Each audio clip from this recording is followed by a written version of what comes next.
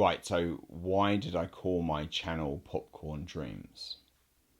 Well, it actually starts off as a bit of a misunderstanding. I watch quite a lot of channels about cars. I really like cars. I think they're just wonderful, beautiful pieces of art that you can inhabit and use every day, and it becomes part of your life. And I love that about them. But I watch a channel called Seen Through Glass. Hello one and all, welcome to Seen Through Glass. And when I first watched Seen Through Glass, I didn't know why he called his channel Seen Through Glass. And to me, it conjured up images of when I was a little kid and we'd be walking along somewhere and there would be a car dealership. And I remember where I lived, there was a Mercedes dealership. And you could just look in at the window and there were these just stunning vehicles, you know, sort of big, strong, awesome saloon cars that I really, really loved. And I went to see the Space Museum when I was younger, and they had a car, and I think it was a Ferrari, but it might have been a Lamborghini. I was very little, but I got to sit in it, and as part of the display, I think it was the Science Museum. I was very, very little. But it really struck me. And I remembered looking through the glass at these wonderful pieces of automotive art and just all of the daydreams and the aspirations that came from that. You know, so I felt like Seeing Through Glass meant recalling something from our childhood when these things looked so unobtainable, but you would see it through glass and you would dream of those days when you could be driving that car. Turns out that's not what it meant at all. Turns out he was going to do all of his reviews using Google Glasses. Oh well, never mind. But it did give me an idea for my channel's name, and that's why I called it Popcorn Dreams, because when I was little, I was a very unhappy child. I didn't really have a lot of friends, and a lot of that was my fault. I was kind of a bit of a weird, kind of melancholy child. But the one place that I was always happy was going to the cinema. You know, all of the sights and the smells that you have when you go to the cinema, whether it be you're getting a hot dog or popcorn. You know, you get the soda machine. In England, you always used to have pick and mix, which was great, 'cause you just go pick at the sweets that you want and fill a bag, and then you weigh it, and it was great. And you'd buy your ticket, and then you'd line up, and you'd go in, and it'd be this giant room where it'd be really dark, and you'd sit down, and then the screen would kick off, and you'd forget about all of these other people that were sitting in the room with you. And it would just be you and this screen.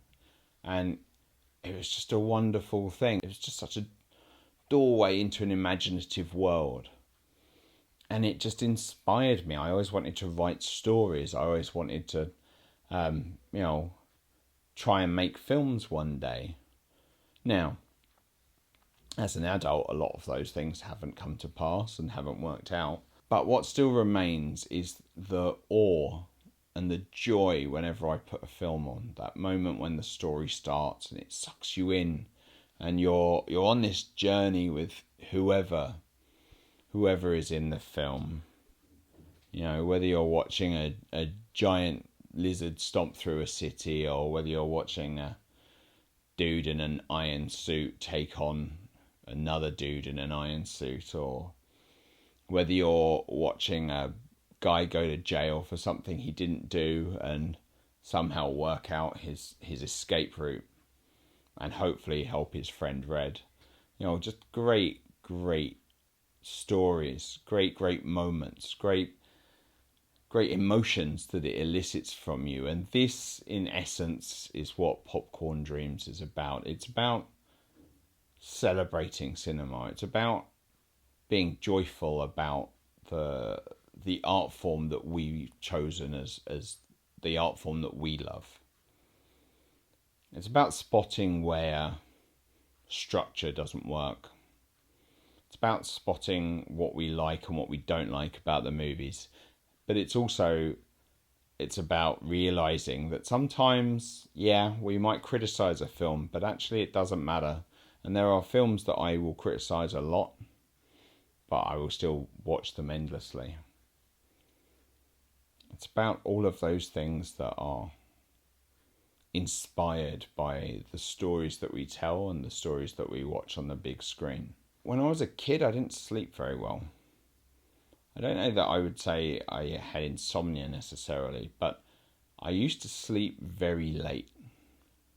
So I'd go to bed at like 9 or 10, but then it would be like 3 or 4 in the morning and I just still couldn't sleep.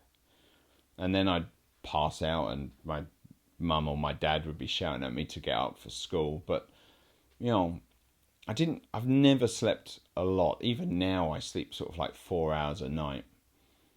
And my mum gave me a TV and a VHS player.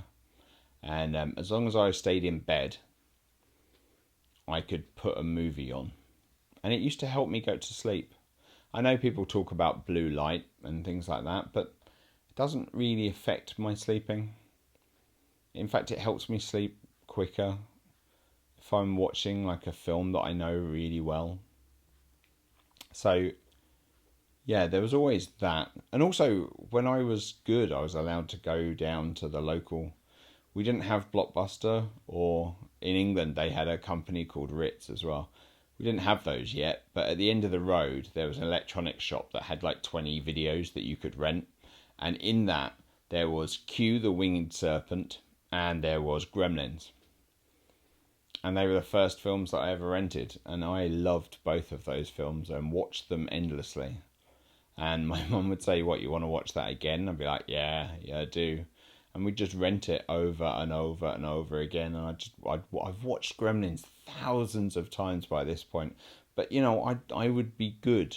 I'd try and behave even better just so that I could go and rent one of those movies. Cinema is my happy place. Watching movies is my happy place. No one in my family was really ever particularly excited by films. My mum and dad certainly didn't go to movies very often. So when we did get to go, it was an amazing moment for me. It was always really, really special. Some of my happiest memories from childhood are involved with watching movies. I remember when I must have been about 5 when Return to Oz came out. And we went and we watched it, and there was me and my sisters and my mum. And we watched it, and when Mombi, the queen, takes her head off, I was so scared. I was so scared I peed myself. That's how scared I was. I was only little, don't judge me, leave me alone. But you know what?